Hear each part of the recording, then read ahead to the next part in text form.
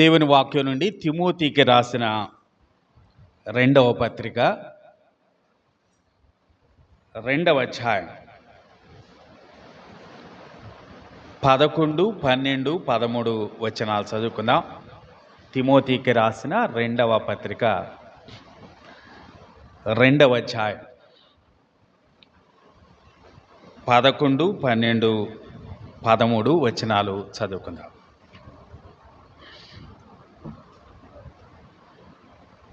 ఈ మాట నమ్మదగినది. ఏదనగా మనం ఆయనతో కూడా చనిపోయిన వారమైతే ఆయనతో కూడా బ్రతుకుదాం. సహించిన వారమైతే ఆయనతో కూడా ఏలుదాం. ఆయనని ఎరుగమంటే మనలను ఆయన ఎరుగనను. మనము నమ్మదగని వారమైనను ఆయన నమ్మదగిన వాడుగా ఉండును. ఆయన తన స్వభావమునకు విరోధముగా ఏదియూ చేయలేడు. చిన్న ప్రార్థన చేసుకుందాం.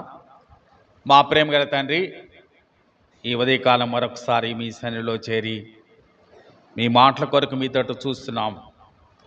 చదువుబడిన వాక్యం ఎదుటుంది, మీరే మాతో మాట్లాడమని మా ప్రభును మా ప్రియరక్షకుడైన యేసుక్రీస్తు నామమున వేడుకొని ప్రార్థిస్తున్నాను తండ్రి, ఆమేన్.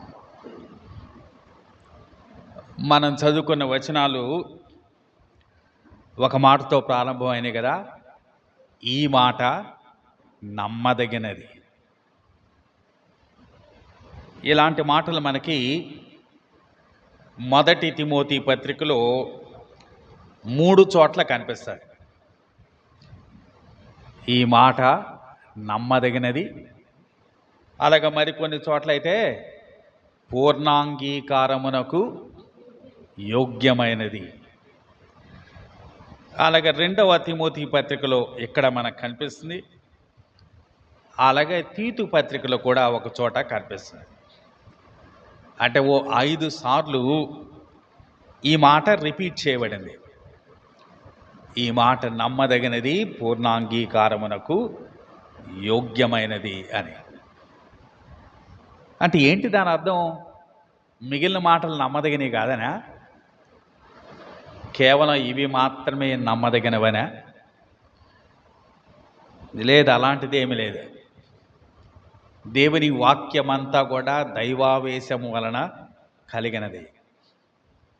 ప్రతి మాట నమ్మదగినది.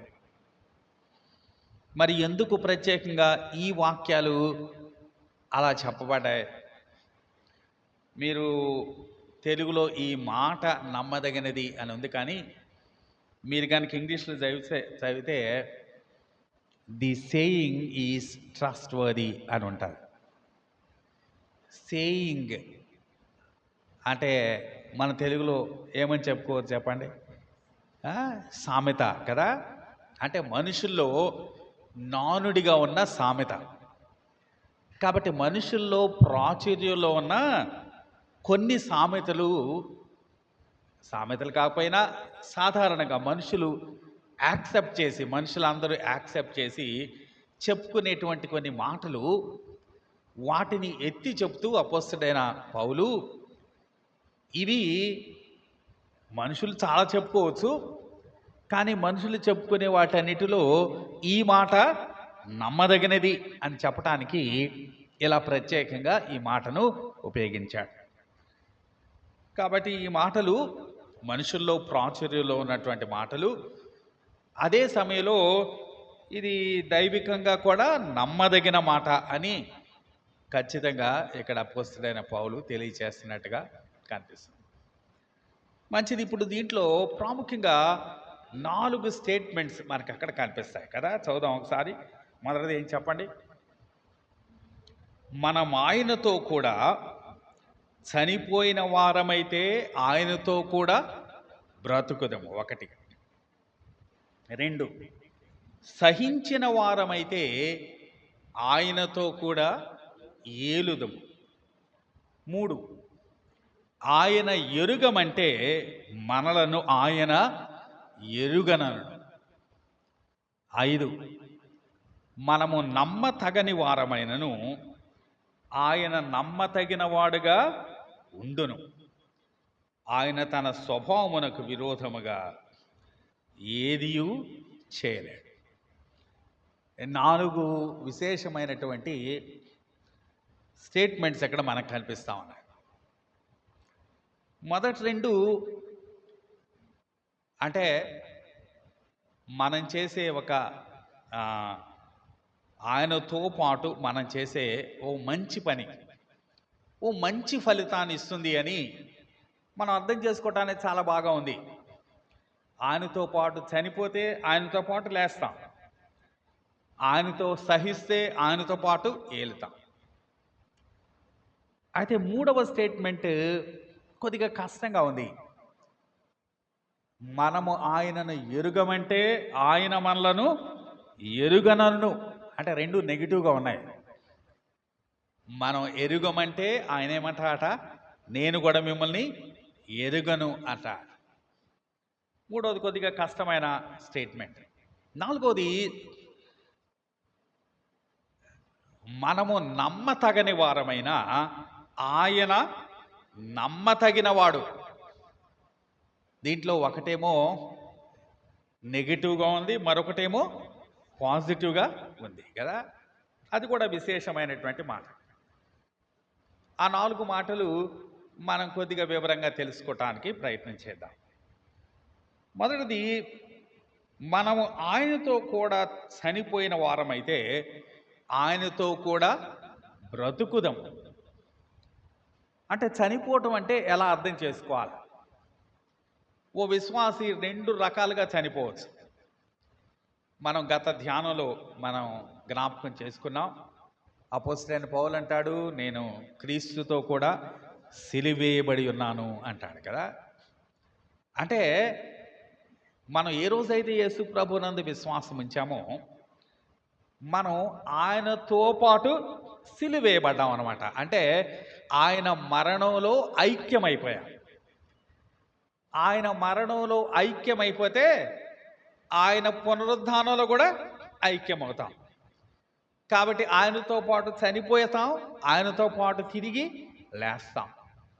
ఆ మాటలు మనకి ఎక్కడ కనిపిస్తాయి? రోమీయులకు రాసిన పత్రిక 6వ అధ్యాయంలో కనిపిస్తాయి. ఆ అధ్యాయం అంతా చాలా వివరంగా ఉంటుంది. ఒక 3-4 వచనాలు చదువుదాం చూడండి. రోమీయులకు రాసిన పత్రిక 6వ అధ్యాయం 3-4 వచనాలు. క్రీస్తు యేసులోనికి బాప్తీసం పొందిన మనం అందరము ఆయన మరణములోనికి బాప్తీస్ము పొందితమని మీరు ఎరుగరా? కాబట్టి తండ్రి మహిమ వలన క్రీస్తు మృతుల్లో నుండి ఎలాగో లేపబడినో అలాగే మనమును నూతన జీవం పొందిన వారమై నడుచుకున్నట్లు మనం బాప్తీసం వలన మరణములో పాలు పొందుటకై ఆయనతో కూడా పాతి పెట్టబడితిమి. మరణములోనికి బాప్తీసం పొందామట. ఇప్పుడు ఆయనతో పాటు మనం లేపబడి నూతన జీవం పొందిన వారమై నడుచుకుంటున్నాము అంటున్నాడు. కాబట్టి దీన్ని మనం ఒక స్పిరిచువల్ సెన్స్లో అర్థం చేసుకుంటే, అంటే ఆత్మీయంగా అర్థం చేసుకుంటే, ప్రతి విశ్వాసి కూడా యేసు ప్రభు యొక్క మరణంలో తాను ఐడెంటిఫై చేసుకుంటే ఆయన పునరుద్ధానంలో కూడా ఐడెంటిఫై అవుతాడు అనేది మనం ఆత్మీయమైన భావం. కానీ ఇక్కడున్న కాంటెక్స్ట్ చూస్తే అలాంటి మరణాన్ని గురించి మాట్లాడుతున్నట్టుగా లేదు. ఎలాంటి మరణం గురించి మాట్లాడుతున్నా అంటే భౌతికమైన మరణాన్ని గురించే మాట్లాడుతున్నాడు. భౌతికంగా మనం ఆయన కొరకు ఆయనతో కూడా చనిపోతే మనము ఆయనతో కూడా బ్రతుకుదాం. ఆ పై మాటలో ఇక్కడ అపోస్తలుడైన పౌలు ఏమంటున్నాడు చూడండి. 9వ వచనం. నేను నేరస్తుడనయ్యున్నట్టు ఆ సువార్త విషయమై సంకెళ్లతో బంధింపబడి శ్రమపడుచున్నాను. అపోస్తలుడైన పౌలు తాను భౌతికంగా పొందే శ్రమ గురించి మాట్లాడుతున్నాడు. 10వ వచనం కూడా చివరి మాట చూడండి. నేను వారి కొరకు సమస్తమును ఓర్చుకొనుచున్నాను. అంటే అపోస్తలుడైన పౌలు భౌతికంగా పొందే శ్రమ గురించి మాట్లాడుతున్నాడు ఇక్కడ. అలాగూ శ్రమ పడుతూ ఒకరోజు అపోస్తుడైన పౌలు ఏమవుతాడు ఆ, చనిపోతాడు కదా. ఎలాంటి మరణం పొందబోతున్నాడు? ఒక హతసాక్షిగా ఆయన చనిపోబోతున్నాడు. కాబట్టి ఆ మరణాన్ని గురించి మాట్లాడుతున్నాడు.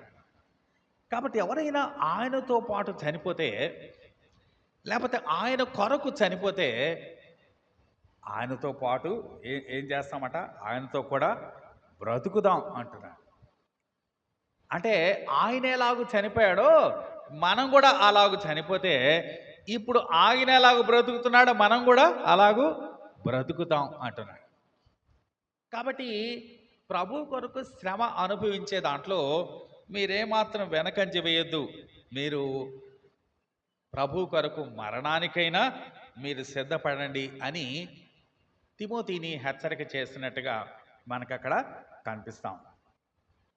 కాబట్టి ఆ మొదటి దాన్ని మనం ఎలా అర్థం చేసుకోవాలంటే, ప్రభు కొరకు శ్రమ పడితే, అంటే మరణం వరకు మనం శ్రమ పొందితే ఖచ్చితంగా మనం ఆయన వంటి వారంగా మనం జీవించే ఆధిక్యత మనకు ఉంటుంది అని ఈ మాటల్లో మనకు అర్థమవుతుంది. మంచి రెండవ స్టేట్మెంట్ 12వ వచనంలో ఉంది కదా, సహించిన వారమైతే ఆయనతో కూడా ఏలుదము. సహించిన వారు కదా, సహించుట ఇది చాలా గొప్ప మాట. యాకోబు పత్రిక 1వ అధ్యాయం 12వ వచనంలో అంటాడు, శోధన సహించువాడు ధన్యుడు. చదుదామా వచనం?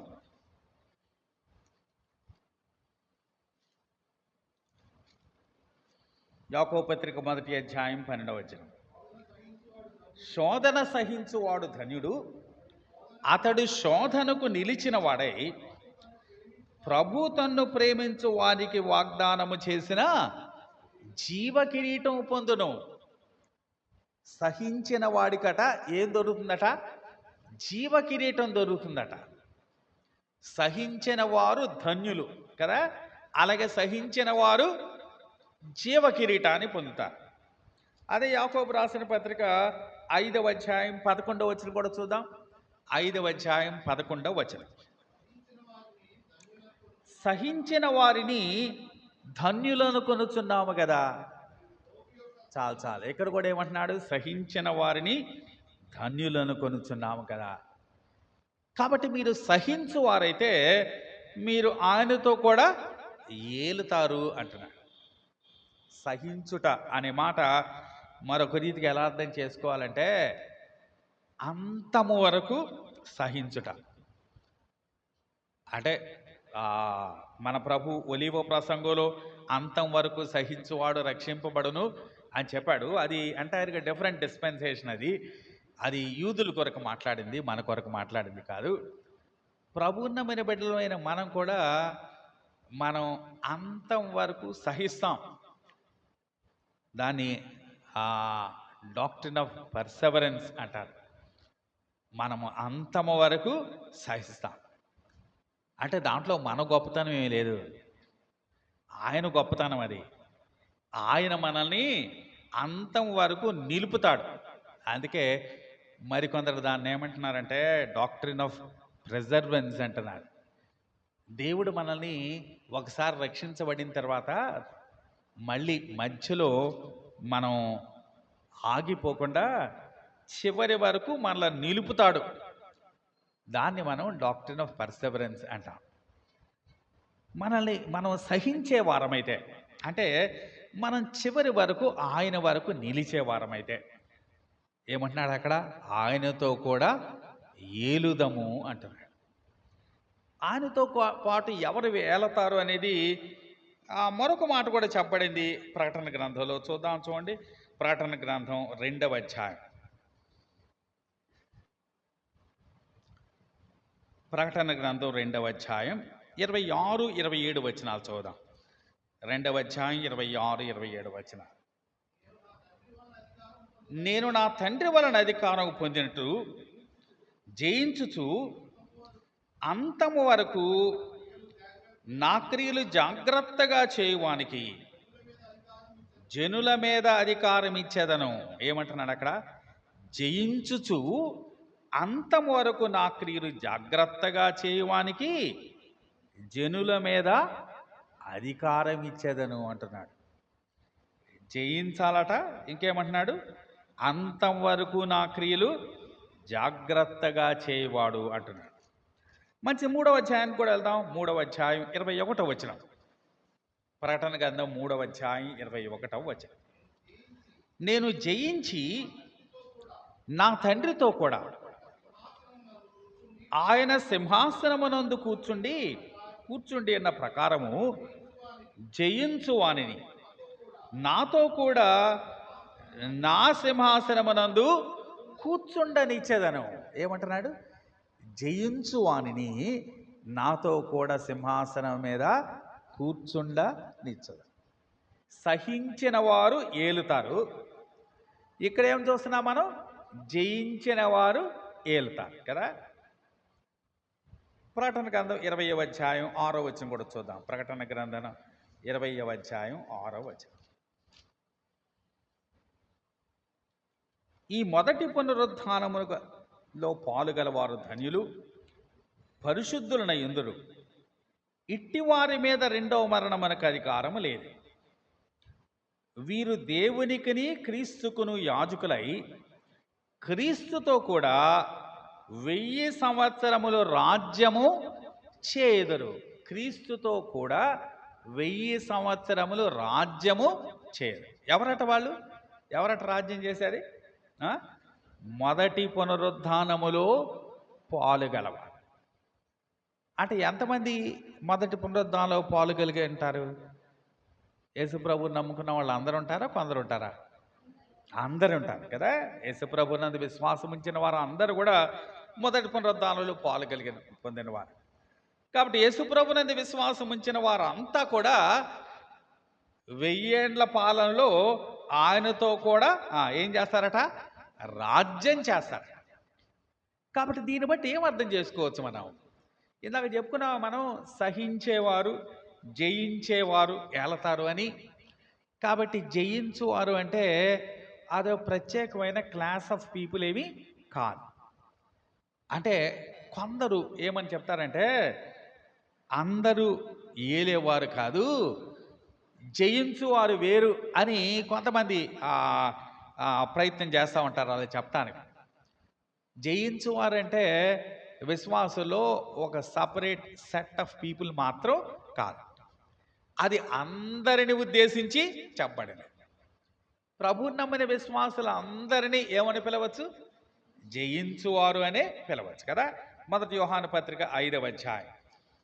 మొదటి యోహాను పత్రిక 5వ అధ్యాయం 4-5 వచనాలు చూద్దాం. మొదటి యోహాను పత్రిక 5వ అధ్యాయం 4-5 వచనాలు. దేవుని మూలముగా పుట్టిన వారందరూ లోకమును జయించుదురు. ఎవరట? దేవుని మూలముగా పుట్టిన వారు అందరూ ఏం చేస్తారట? లోకమును జయించుదురు. లోకమును జయించిన విజయము మన విశ్వాసమే. లోకమును జయించిన విజయము మన విశ్వాసం. కాబట్టి సహించేవారు జయించేవారు ఆయనతో పాటు ఏలుదురు అనే దాంట్లో ప్రభు నమ్మిన బిడ్డలు అందరూ కూడా ఉన్నారు అని దీంట్లో మనం అర్థం చేసుకుంటున్నాం. కాబట్టి అందరూ ఏలేవారే, కాకపోతే డిగ్రీ ఆఫ్ డిఫరెన్స్ ఉంటే ఉండదు కదా. మత్తయి సువార్త 25వ అధ్యాయంలో ఒక్కొక్కరు ఆ యజమానుడి దగ్గరికి వస్తా ఉన్నారు. ఒక ఆయన అన్నాడు, అయ్యా నువ్వు నాకు 5 తలాంతులు ఇచ్చావు, దానికి నేను మరొక 5 తలాంతులు సంపాదించాను అంటే ఏమన్నాడు యజమానుడు?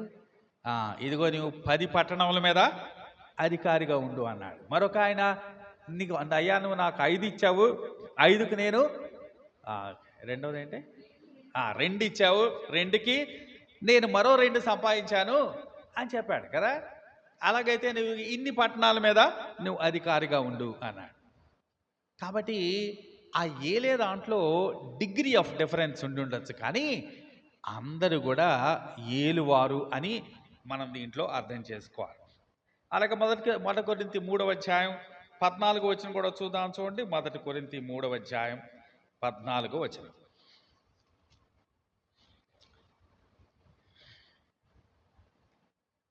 పునాది మీద ఒకడు కట్టిన పని నిలిచినడలా వాడు జీతం పుచ్చుకొనును. ఒకని పని కాల్చివేయబడినడల వానికి నష్టము కలుగును. అతడు తన మట్టుకు రక్షింపబడును గాని అగ్నిలో నుండి తప్పించుకున్నట్టు రక్షింపబడును. పునాది మీద ఒకడు కట్టిన పని నిలిచినడల ఏం పొందుతాట? జీతం పొందుతాట. కాబట్టి మన పనిని బట్టి మనకి జీతం కూడా వచ్చే అవకాశం ఉంటుంది. కాబట్టి మనం ఏలే దాంట్లో తేడాలు ఉండుండొచ్చు, కానీ మెట్టుకు అందరూ ఏలువారే. అందుకే అంటున్నాడు, సహించిన వారమైతే మనం ఆయనతో కూడా ఏలుదము అంటున్నాడు. యేసు ప్రభువుతో పాటు మనం సహించిన వారమైతే మనం మన ప్రభుతో కూడా ఏలతామని తెలియజేస్తున్నాడు. మంచి 2 స్టేట్మెంట్స్ మనం చూసాం కదా. 3వ స్టేట్మెంట్ చూద్దాం. చూడండి, ఆయన ఎరుగమంటే మనలను ఆయన ఎరుగనను. ఇది కూడా కొద్దిగా కష్టమైన స్టేట్మెంట్. ఆయనను ఎరుగమంటే ఆయన కూడా ఏమంటాట? నేను మిమ్మల్ని ఎరుగను అంటారు. ఈ మాటలు మత్తయి సువార్త 10వ అధ్యాయం 32, 33 వచనాలు చూద్దాం. చూడండి, మత్తయి సువార్త 10వ అధ్యాయం 32, 33 వచనాలు.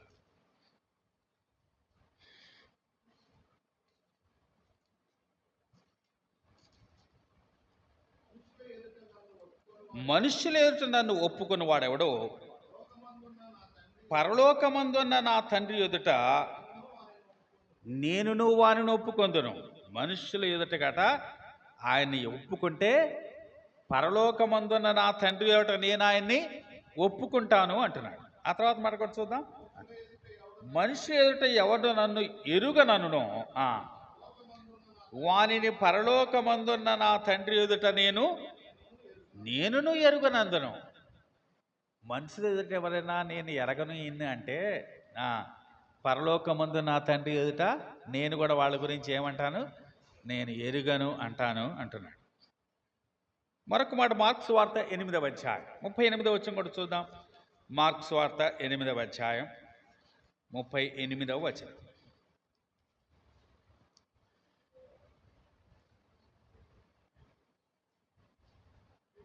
వ్యభిచారమను పాపము చేయి ఈ తరము వారిలో నన్ను గూర్చి నా మాటలను గూర్చి సిగ్గుపడవాడెవడో వాని గూర్చి మనుష్య కుమారుడు తన తండ్రి మహిమ గలవాడై పరిశుద్ధ దూతలతో కూడా వచ్చినప్పుడు సిగ్గుపడునని చెప్పాను. ఎవరన్నా నన్ను గూర్చి నా మాటలు గూర్చి కనుక సిగ్గుపడితే రేపు పరిశుద్ధ దూతలతో వచ్చినప్పుడు నేను అతన్ని చూసి ఏం చేస్తాను? సిగ్గుపడతాను అంటున్నాడు. ఆయన్ని ఎరుగమంటే ఆయన ఎరుగనంటాడు. ఆయన గూర్చి సిగ్గుపడితే ఒకరోజు ఆయన నిన్ను గూర్చి సిగ్గుపడతాడు. ఈ మాటలు ఎవరి గురించి మాట్లాడుతున్నాడు? ఇది ఖచ్చితంగా విశ్వాసుల గురించి మాత్రం కాదు. ప్రభువుని ఎరుగని వారి గురించి మాట్లాడుతున్నాడు. అంటే వారు పైకి విశ్వాసులని చెప్పుకుంటూ ఆయన్ని ఎరుగని వారుగా ఉన్నవారి కొరకు మాట్లాడుతున్నాడు.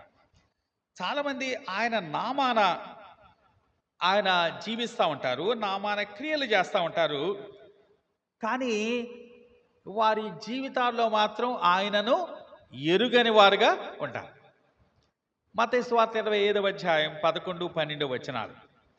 అక్కడున్న సన్నివేశం మనకు తెలుసు కదా. 10 మంది కన్యకులు పెండ్లి కుమారుని కొరకు ఎదురు చూస్తూ ఉన్నారు. ఇంతలో ఒక పెండ్లి కుమారుడు వచ్చాడు. 5గురు లోనికి ప్రవేశించారు. మిగిలిన 5గురు మాత్రం మిగిలిపోయారు కదా. వారి గురించి ఏమన్నాడు చూద్దాం. చూడండి, మత్తయి సువార్త 25వ అధ్యాయం 11, 12 వచనాలు.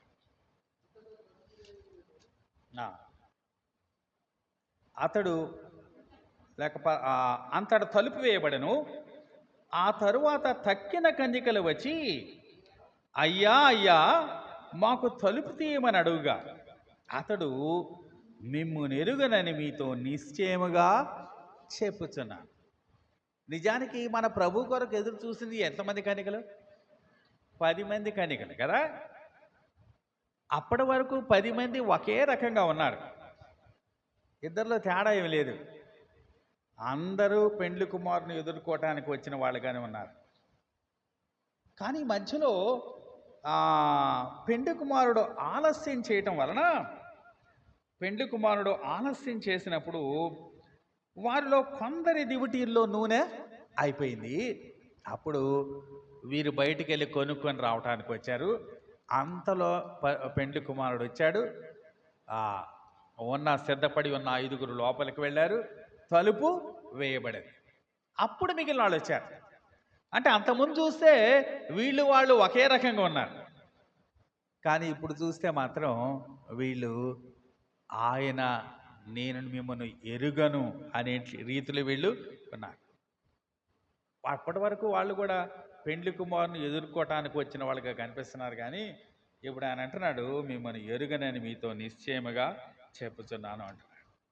మత్తయి సువార్త 7వ అధ్యాయం 21వ వచనం కూడా చూద్దాం. మత్తయి సువార్త 7వ అధ్యాయం 21వ వచనం.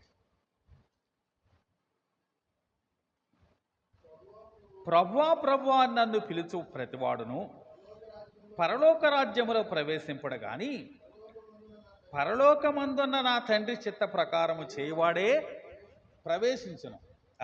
ఆ దినమందు అనేకులు నన్ను చూచి, ప్రభువా ప్రభువా, మేము నీ నామమున ప్రవచింపలేదా?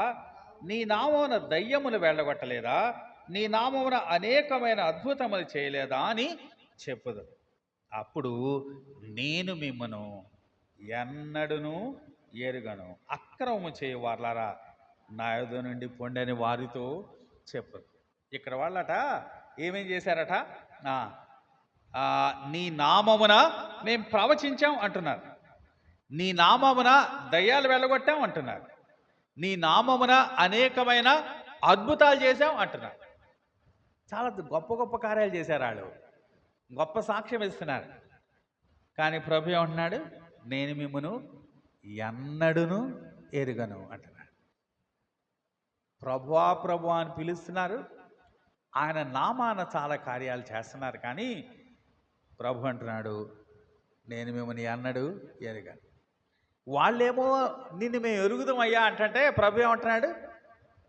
నేను నిన్ను ఎరుగను అంటున్నాడు. వాళ్ళేమో మేము ఎరుగుదుము అన్నట్లుగా ప్రవర్తిస్తున్నారు, కానీ మన ప్రభు ఏమో వారిని నేను ఎరుగను అంటున్నాడు. అంటే వారు ఎలా ఉన్నారంటే, తీతు పత్రిక 1వ అధ్యాయం 16వ వచనం చూద్దాం. చూడండి, తీతు పత్రిక 1వ అధ్యాయం 16వ వచనం.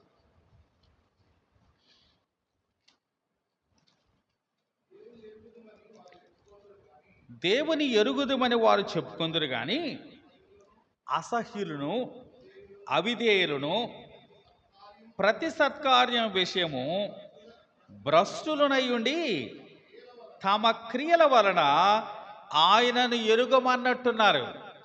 వాళ్ళు ఏమని చెప్పుకుంటారట? దేవుని ఎరుగుదుమని వారు చెప్పుకొందరు, కానీ తమ క్రియల వలన ఆయనను ఎరుగమన్నట్టున్నారు.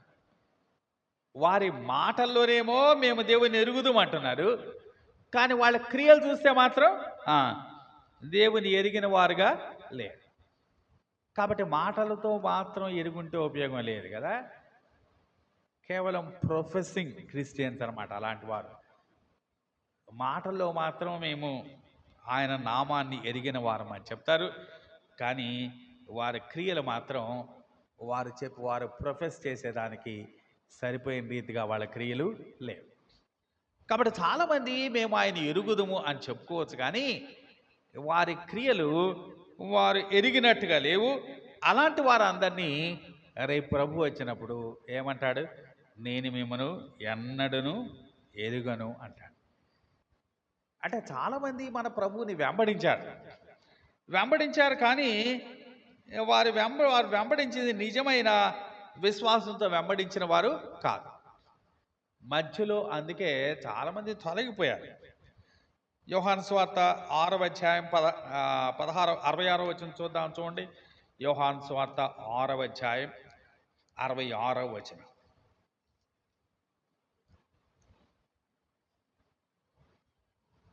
అప్పటి నుండి ఆయన శిష్యులలో అనేకులు వెనుక తీసి మరి ఎన్నడూను ఆయనను వెంబడింపలేదు. ఏమని పిలుస్తున్నాడు వాళ్ళని? ఆ, ఆయన శిష్యులు అని పిలుస్తున్నాడు. అంటే ఇప్పుడు దాకా ఎలా చలామణయ్యారన్నమాట వాళ్ళు? ఆయన శిష్యులాగానే చలామణయ్యారు. అంటే ఆయన ఎక్కడికి వెళ్తే అక్కడికి వెళ్ళారు, ఆయన్ని వెంబడించారు. ఒక రీతిగా ఆయన శిష్యులకి ఏమాత్రం తీసిపోయినట్టుగా వారు లేరు. వారు ఆయన శిష్యుల్లాగానే ఉన్నారు. కానీ ఇప్పుడు ఏం చేశారట? వారు వెనుక తీశారు. వెనుక తీయటం మాత్రమే కాదు, మరి ఎన్నడూను ఆయనను వెంబడించలేదు. యోహాను సువార్త 8వ అధ్యాయం కూడా చూద్దాం. 8వ అధ్యాయం 31వ వచనం. యోహాను సువార్త 8వ అధ్యాయం 31వ వచనం. కాబట్టి యేసు తనను నమ్మిన యూదులతో, మీరు నా వాక్యమందు నిలిచిన వారైతే నిజముగా నాకు శిష్యులై ఉండే సత్యమును గ్రహించదరు. ఏమని అడ్రస్ చేస్తున్నాడు వాళ్ళని? యేసు తనను నమ్మిన యూదులు. ఎవరంటే వీళ్ళు? తనను నమ్మిన యూదులు కదా, యేసు ప్రభువు నమ్మిన యూదులు. మరి 59వ వచనానికి వద్దాం. 59వ వచనం. కాబట్టి వారు ఆయన మీద రువ్వుటకు రాళ్ళు ఎత్తిరి గాని యేసు దాగి దేవాలయంలో నుండి బయటికి వెళ్ళిపోయారు. 31వ వచనంలోనేమో తనను నమ్మిన యూదులు అని రాయబడింది. ఇప్పుడు ఏం చేస్తున్నారు వీళ్ళు? ఆయన పైన రాళ్ళు రువ్వటానికి రాళ్ళు ఎత్తారట. అంటే వారి నమ్మిక ఎలాంటి నమ్మికో మనకు దీంట్లో అర్థమవుతుంది. కాబట్టి వీరి జీవితాలు చూస్తూ ఉంటే వారు ప్రభువుని ఎరుగుదమన్నట్టుగా ఉన్నారు, కానీ వారి క్రియలు మాత్రం ఎరుగము అన్నట్లుగా ఉన్నాయి. అలాంటి వారిని దేవుడు అడ్రస్ చేస్తూ అంటున్నాడు, మీరు నన్ను ఎరుగని వారిని నేను కూడా ఎరుగను అంటున్నాడు. యూదా ఇస్కరియోతు 12 మందిలో ఒకడుగా చలామణయ్యాడు కదా, చివరి వరకు చలామణయ్యాడు. 12 మందిలో ఒకడుగా చలామణయ్యాడు. అలాగే ప్రభువుకు వ్యతిరేకంగా క్రియలు చేశాడు. తర్వాత పశ్చాత్తాప కూడా పడ్డాడు కదా, పశ్చాత్తాపడ్డాడు. కానీ యూదా ఇస్కరియోతు పొందిన దుఃఖం అది దైవ చిత్తానుసారమైన దుఃఖం కాదు. అందుకని ఎనటన్నటికీ దేవునికి దూరం అయిపోయాడు. ఇలాంటి వారందరినీ గురించి అంటున్నాడు, మీరు నన్ను ఎరుగమంటే నేను కూడా మిమ్మను ఎరుగనందును అంటున్నాడు. అయితే ఇప్పుడు ప్రశ్న, ప్రభువుని నమ్మిన బిడ్డలు కూడా ఎప్పుడైనా అకేషనల్గా మేము ఆయన ఎరుగము అనే అవకాశం ఉందా? వీళ్ళు ప్రభువు నమ్మిన వారు కాదు అని చెప్పుకుంటున్నాం కదా, వాళ్ళు మేము ఎరుగుదుము అని చెప్పినా కానీ వారి క్రియలు మాత్రం అలాగూ లేవు. కాబట్టి వారు ఆయన్ని ఎరుగరు, అందుకని ప్రభు కూడా వారిని ఎరుగడు. అదే మాట స్పష్టంగా చెప్పాడు, మీరు నన్ను ఎరుగరు, నేను కూడా మిమ్మల్ని ఎరుగను అన్నాడు. అయితే ఇప్పుడు మన ముందున్న ప్రశ్న ఏంటంటే, ప్రభు నమ్మిన విశ్వాసంలో కూడా, నిజమైన విశ్వాసంలో కూడా ఎప్పుడైనా నేను ఆయనను ఎరుగను అనే అవకాశం ఉందా? ఉంది. ఒక ఆయన ఉదాహరణ మనకుంది కదా, పేతురు యొక్క ఉదాహరణ ఉంది. పేతురు 3 సార్లు ఆయనను ఎరుగను అని బొంకాడు. కానీ సంతాపపడి ఏడ్చాడు. దేవుడు మరలా పేతుర్ని పునరుద్ధరించాడు. మరల తిరిగి పేతురు ప్రభుతో పాటు శిష్యుడిగా ఉండి ప్రభు కొరకు ఘనంగా వాడబడ్డాడు. కాబట్టి ఒక వ్యక్తి, ఓ నిజమైన విశ్వాసి, కొన్ని పరిస్థితులను బట్టి ఎప్పుడైనా ఇలాంటి అనుభవంలో ఉండే అవకాశం ఉంటారు. మెట్టుకు అలాంటి అనుభవంలో ఉండటం అనేది అది కోరుకోదగిన సంగతి కాదు. పేతురు కోరుకుంటాడా? తన జీవితంలో తనకు కలిగిన ఆ అనుభవాన్ని మళ్ళీ ఒకసారి ఎప్పుడన్నా గుర్తు చేసుకుని అరే భలే బాగా జరిగిందిలే అని ఎప్పుడన్నా అనుకుంటాడా? ఎప్పుడు అనుకోడు కదా. అరే నా జీవితంలో ఇదో మచ్చ, ఇది జరగకుండా ఉంటే బాగుండేది అనుకుంటాడు. కాబట్టి ఏ విశ్వాసి కూడా అలాంటి అనుభవంలోకి నేను వెళ్ళాలి అని ఎప్పుడూ తలంచకూడదు. కానీ కొన్నిసార్లు ఒకవేళ సాతానుడు శోధిస్తే ఇలాంటి పరిస్థితి కూడా విశ్వాసులకు రావచ్చు. అందుకే ఆగూరు అంటాడు కదా. ఒక మాట చూద్దాం, చూడండి. సామెతలు 30వ అధ్యాయం 9వ వచనం. సామెతలు 30వ అధ్యాయం 9వ వచనం.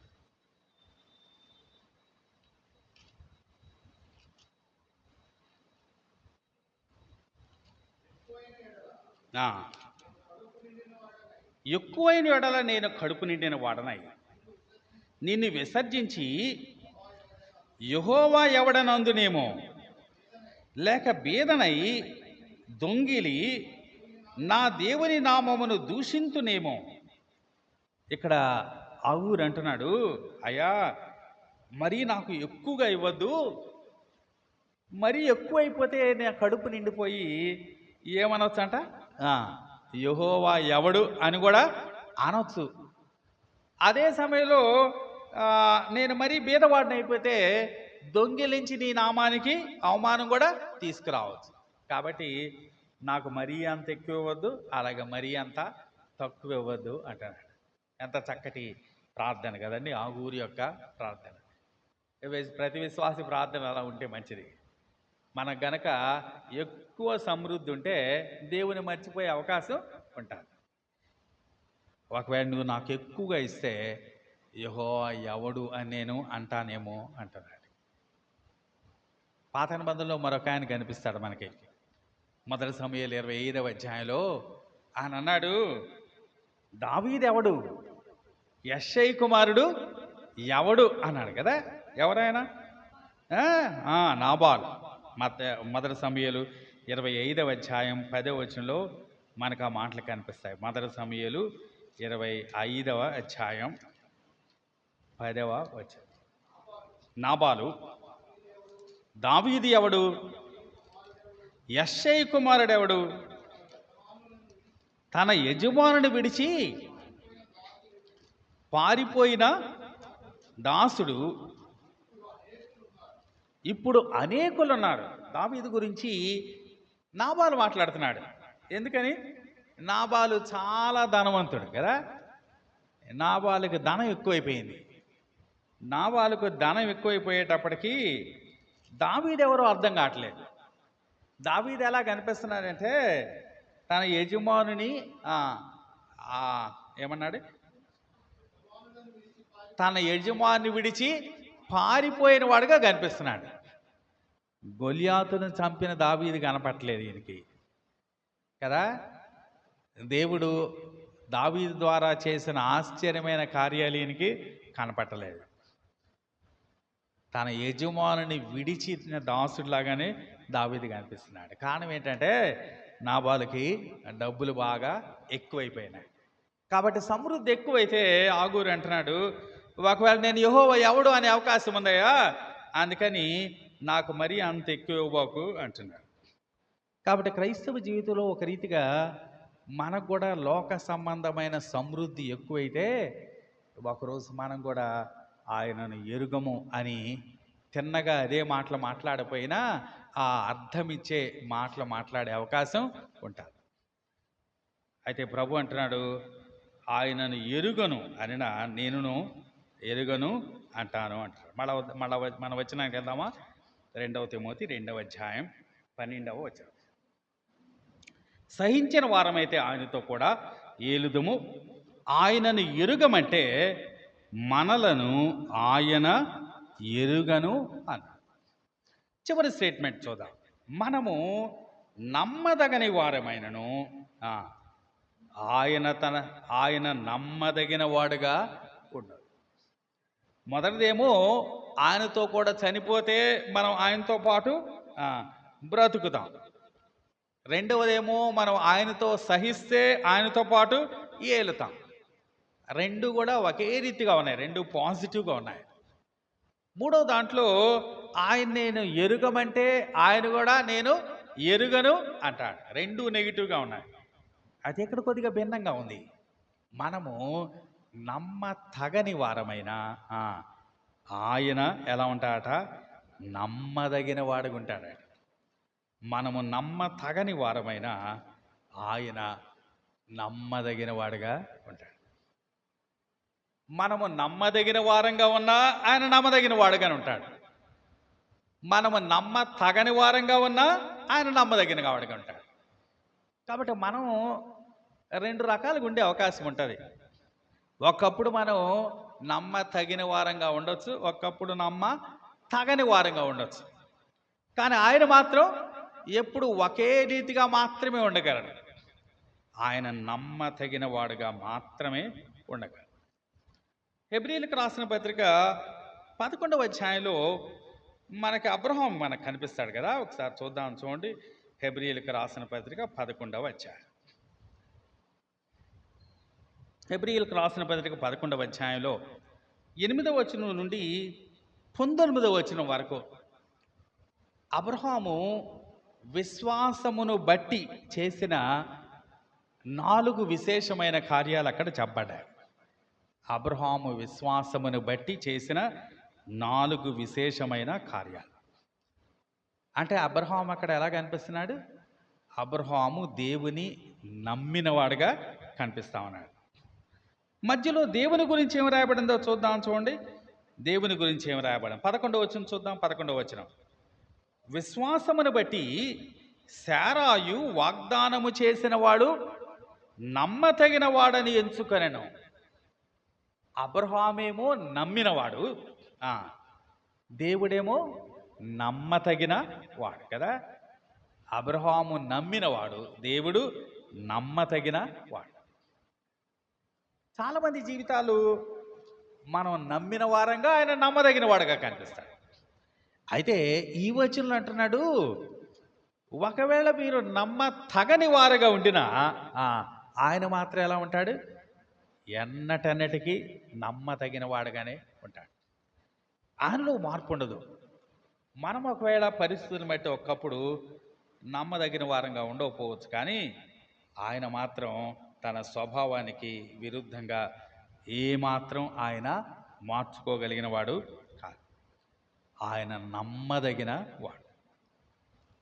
తన స్వభావమునకు విరుద్ధముగా ఆయన ఏదియూ చేయలేడు. మనుషులంగా మనం కొన్నిసార్లు మన స్వభావానికి విరుద్ధంగా చేయగలం కదా. ఒకప్పుడు మానవులు తాము మానవులు అని మర్చిపోయి ఒక్కప్పుడు మృగాల్లా కూడా ప్రవర్తించవచ్చు కదా. అది మానవులకు సాధ్యం, కానీ దేవునికి సాధ్యం కాదు. దేవుడు తన స్వభావానికి విరుద్ధంగా ఎన్నడూ ఉండలేడు. దేవుడు దేవుడుగానే ఉండగలడు, కానీ మరొకటిగా మాత్రం ఎన్నడూ ఉండలేడు. అందుకే ఆయన నమ్మదగిన వాడు, ఆయన స్వభావానికి విరుద్ధంగా ఏమీ చేయలేడు అని దాంట్లో చెప్తా ఉన్నాడు. ఆయన నమ్మదగిన వాడు, వాగ్దానము చేసిన వాడు నమ్మదగినవాడు. 1 కొరింథీ 1వ అధ్యాయం 9వ వచనం చూద్దాం, చూడండి. 1 కొరింథీ 1వ అధ్యాయం 9వ వచనం,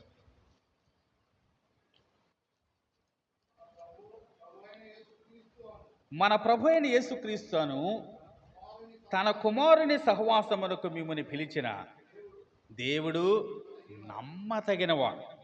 మిమ్ముని పిలిచినవాడు నమ్మతగిన వాడు. పిలిచినవాడు నమ్మదగిన వాడైతే మన పిలుపు విషయం ఏమాత్రం మనం ఆందోళన పడాల్సిన అవసరం లేదు. 1 యోహాను పత్రిక 1వ అధ్యాయం 9వ వచనం. 1 యోహాను పత్రిక 1వ అధ్యాయం 9వ వచనం, మన పాపములను మనం ఒప్పుకొని ఎడల ఆయన నమ్మదగిన వాడును నీతిమంతుడును గనుక ఆయన మన పాపములను క్షమించి సమస్త దుర్నీతి నుండి మనలను పవిత్రునిగా చేయ. ఆయన నమ్మదగిన వాడట. ఆయన ఏం చేస్తాడు? మన పాపాలని క్షమిస్తాడు. కాబట్టి మన పాపములను మనం ఒప్పుకొని ఎడల ఆయన నమ్మదగినవాడు. కాబట్టి ఎప్పుడైనా తప్పక ఆయన క్షమిస్తాడు. కొరింథీయులకు రాసిన 1వ పత్రిక 10వ అధ్యాయం 13వ వచనం చూద్దాం. కొరింథీయులకు రాసిన 1వ పత్రిక 10వ అధ్యాయం 13వ వచనం,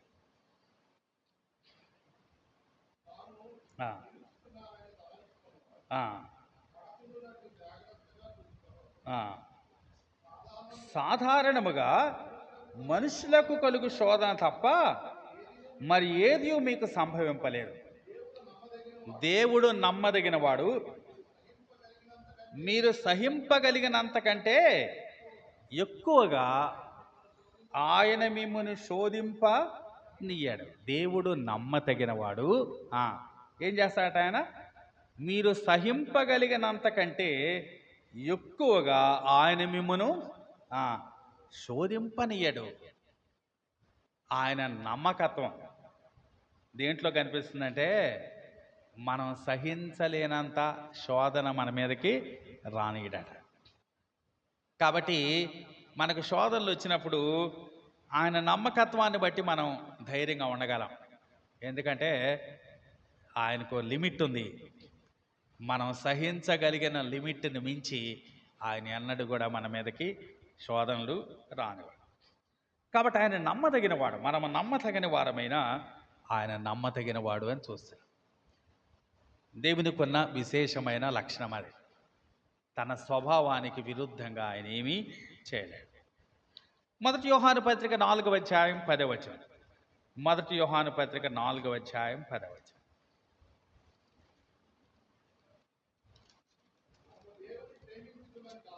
మనము దేవుని ప్రేమించితమని కాదు, తానే మనలను ప్రేమించి మన పాపములకు ప్రాయశ్చిత్తము తన కుమారుని పంపారు. మనము దేవుని ప్రేమించితమని కాదు.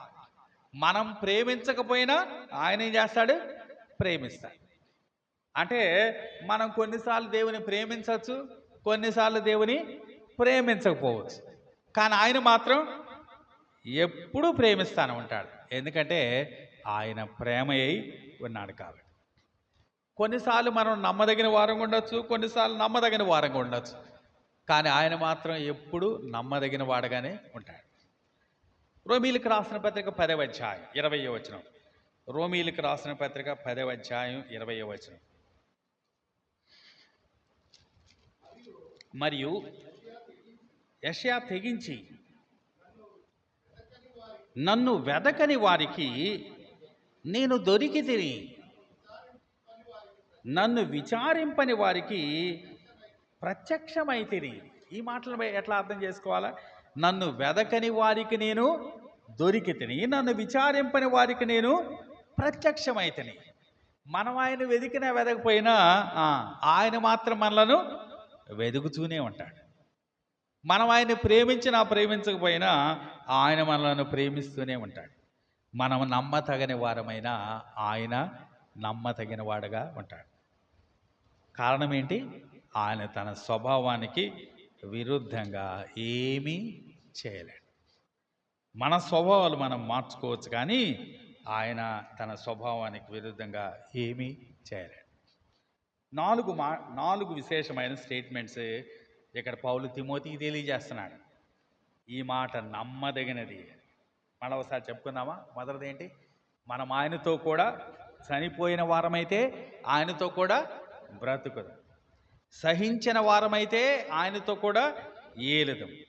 ఆయనను ఎరుగమంటే మనలను ఆయన ఎరుగను. మనము నమ్మదగని వారమైనను ఆయన నమ్మతగిన వాడుగా ఉండు. ఆయన తన స్వభావమునకు విరోధముగా ఏది చేయలేడు. మన ప్రభు ఆయన ఎంత గొప్ప దేవుడో ఈ మాటలో మనకి అర్థమవుతుంది. మన జీవితాల్లో మనం ఆయనతో కూడా సహించిన వారమైతే ఆయనతో ఏలే వారంగా ఉంటామని దేవుని వాక్యం ద్వారా మనం హెచ్చరింపబడుతున్నాం. అలాగూ ప్రభు కొరకు జీవించి, ప్రభు కొరకు సహించి, ప్రభుతో పాటు మనం మన శ్రమ జీవితంలో ముందుకు సాగే వారంగా ఉండాలని దేవుని వాక్యం ద్వారా మనం హెచ్చరింపబడుతున్నాం. దేవుడి మాటలు మన కొరకు దీవించును గాక. 6:30 సాయంకాలం 6:30 గంటలకు గృహ దర్శనాలు ఉంటాయి. సహోదరులందరూ కూడా చేరి రావాలని కోరుతా ఉన్నాం. మంచి ప్రార్థన చేసుకుందాం. మా ప్రేమగల తండ్రి, ఈ ఉదయకాలం మీరు మాకు అనుగ్రహించిన ఈ మంచి సమయాన్ని బట్టి మీకు వందనాలు, స్తోత్రాలు చెల్లించుకున్నాం. ప్రభా దేవ తండ్రి నాయన, మీరు నాయన మా ముందు ఉంచినటువంటి మాటలు నాయన మేము జ్ఞాపకం చేసుకుంటున్నాం. ప్రభా నాయన, స్పష్టమైన మాటలు మీరు మా ముందు ఇచ్చారు. ప్రభా అవి మాకు ప్రోత్సాహాన్ని, దిద్దుబాటుని కలుగు చేయగలిగినట్లు మీరే సహాయం చేయండి. చేరువచ్చిన ఒక్కొక్కరిని మీరు దీవించమని, అన్నిట్లో మీరే సహాయం చేయమని మా ప్రభువును మా ప్రియరక్షకుడైన యేసుక్రీస్తు నామమున వేడుకొని ప్రార్థిస్తున్నాను తండ్రి. ఆమేన్.